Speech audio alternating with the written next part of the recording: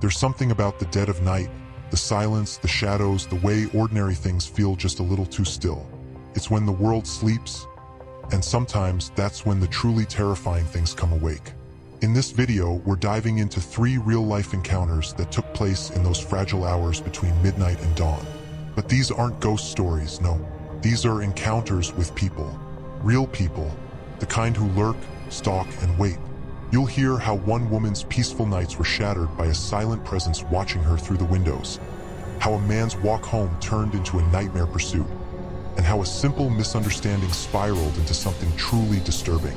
And along the way, I'll break down how these situations escalated, what psychological signs were ignored, and how you might avoid falling into the same terrifying traps. So lock your doors, draw your curtains, and let's begin. Story 1. They watched me every night. It started the same way most chilling stories do, with a small detail that felt off. Cassie had recently moved into a quiet neighborhood, the kind of place where you recognize your mailman and say hi to neighbors. Felt safe, cozy even. That was until she started waking up at night with a strange feeling, like she was being watched. Not the usual bad dream kind of watched, but a hyper-specific targeted awareness.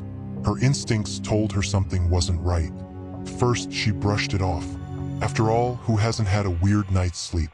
But when it kept happening, always at 2 or 3 a.m., always with the same intensity, Cassie decided to take a closer look. And what she found outside her bedroom window chilled her to the core. There, barely visible between the gaps in the blinds, stood a man. Not moving, not knocking, just watching. For how long? She had no idea. But it was enough to send her heart pounding and her body frozen in fear. What makes this story especially terrifying isn't just the stalker. It's the slow erosion of a person's safety. Most people think of home as a sanctuary, a place to recharge and relax. So when someone violates that space, especially silently, it's a uniquely psychological kind of terror. We often dismiss early signs of danger, especially women, who are socially conditioned to be polite or non-paranoid. But ignoring gut feelings can lead to vulnerability. Studies show that most victims of stalking experience behavioral cues long before the situation escalates. In Cassie's case, the watcher didn't break in. He didn't even approach the door. But his mere presence, night after night, sent a clear message: I know where you sleep. Cassie reported the incident to police, but without proof, there wasn't much they could do. So she installed motion sensors and a camera above the window. For a few days, the visits stopped. But then one night, the sensor lights flicked on. She rushed to the window and saw the man again, this time staring straight into the lens of the camera. As if to say, I know you're watching me too. That was the last straw. Cassie moved out a week later. The footage was turned over to the authorities, but the man was never caught. Sometimes the scariest monsters aren't the ones breaking down doors. They're the ones standing quietly in the shadows, close enough to see you, but far enough to make you question your own sanity. The woman on the bus escaped with her life, but her sense of safety didn't survive that night. And unfortunately, her experience is far from rare. Sometimes the most terrifying people aren't strangers. They're the ones who've decided they know you, and no matter how far you run, their obsession follows. This next story takes us from a bus stop to a small-town gas station, and straight into a nightmare. Story 2. The footsteps behind me weren't imaginary. You know that feeling when you're walking alone at night and suddenly, every sound becomes sharper? The rustle of leaves, the crunch of gravel underfoot, the wind brushing past your ear. But the worst sound, the one that sets your instincts screaming, is footsteps that aren't your own. That's exactly what happened to Marcus. It was a little past 1 a.m. He'd stayed late at a friend's house just a few blocks from his apartment. The neighborhood was quiet, familiar. He didn't feel unsafe at first, but halfway down the main road, he heard it. An extra set of footsteps. Faint, slow, deliberate. He stopped. The sound stopped. He walked again, so did they. This is what psychologists call a threat confirmation spiral. Your brain detects a potential danger, your senses heighten, and then every sound or movement feels amplified. But Marcus wasn't imagining it. That's the part that chills you, because most of us write these things off as paranoia until it's too late. Marcus tried not to panic. He turned his head casually to glance behind him. Nothing.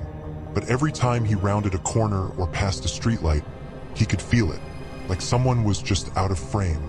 When he reached his apartment building, he used the main entrance instead of the side gate. More lighting, more visibility. He didn't want to risk being ambushed near the dumpsters. Smart move.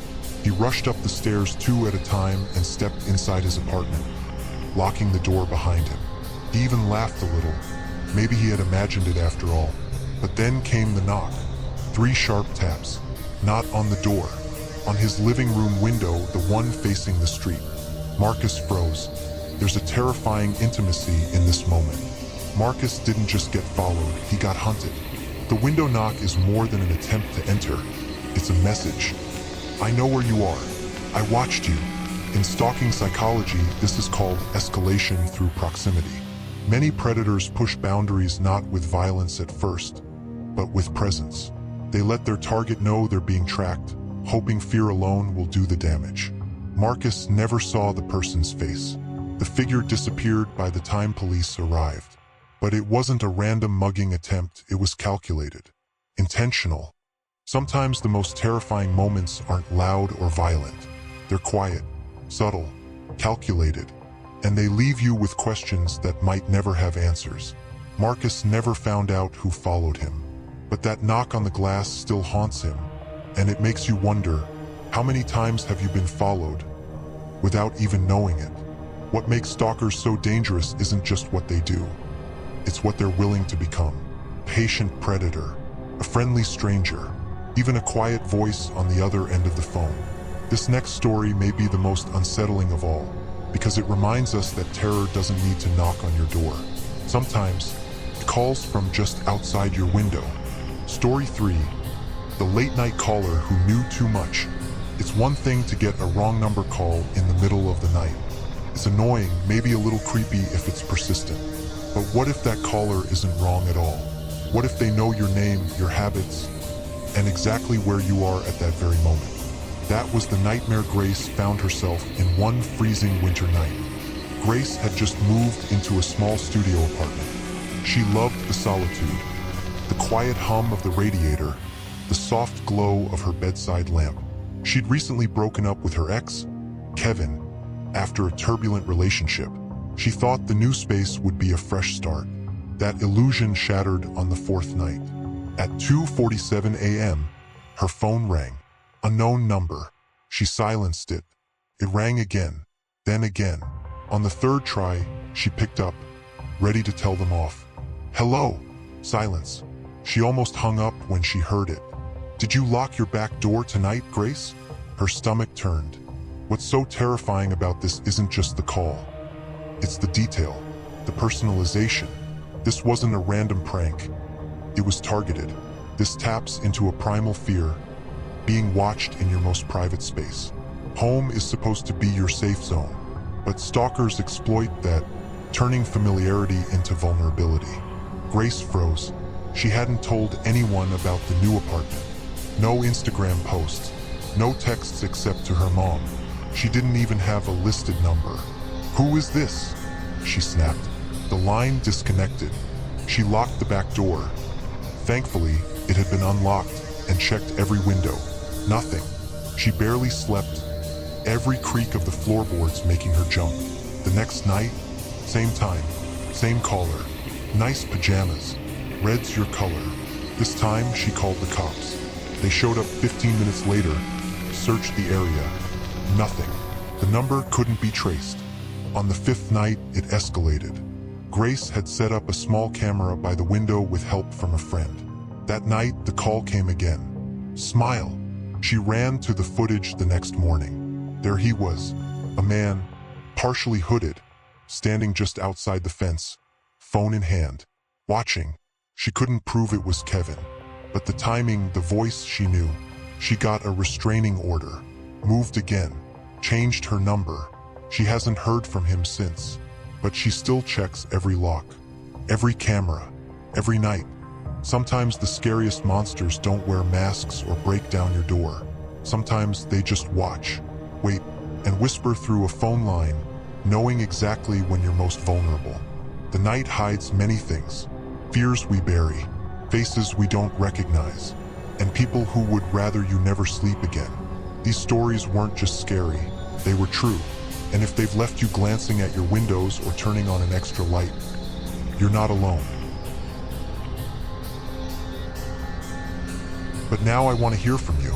Have you ever had a chilling late-night experience you couldn't explain? A voice that called in the dark? A figure that stood just a little too still? Tell me in the comments. I read every one. And who knows, your story might be next. If you made it this far, thank you. Please consider liking the video, subscribing, and turning on that bell icon so you never miss a tale from the shadows. Until next time, lock your doors, check the windows, and don't answer unknown calls after midnight.